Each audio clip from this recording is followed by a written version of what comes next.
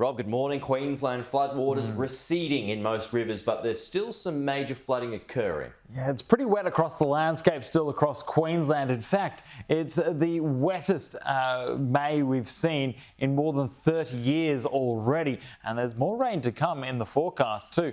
So you could see some spectacular shots of the Brisbane River there, a fair bit of water around. But this map is showing us the flood warnings from the Bureau of Meteorology. So we've got major flooding occurring in the red shading. So for Cooper Creek, the Thompson River, around Surat in the Ballon, the Condamine River at Cecil Plains and the Mary River, still seeing some major flooding as well, with the orange shading indicating moderate riverine flooding occurring.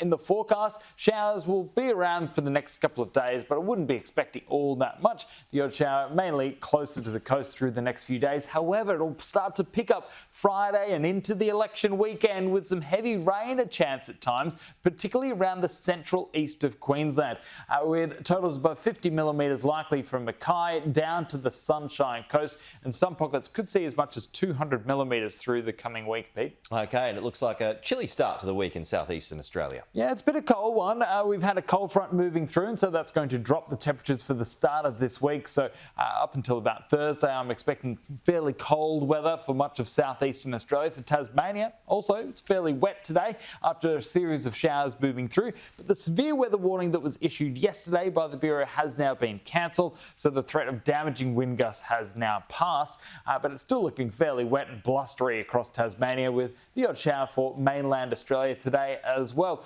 So there's a chance of a shower or two for Melbourne and Adelaide and for Hobart, although for Hobart that chance dwindles through the day. It's a slightly cooler day in terms of the humidity for Sydney, same temperatures, but I think it'll feel a little bit colder, especially if you're out in the wind. And for Brisbane, just the chance of a brief shower today. Pete? All right, Rob, thank you.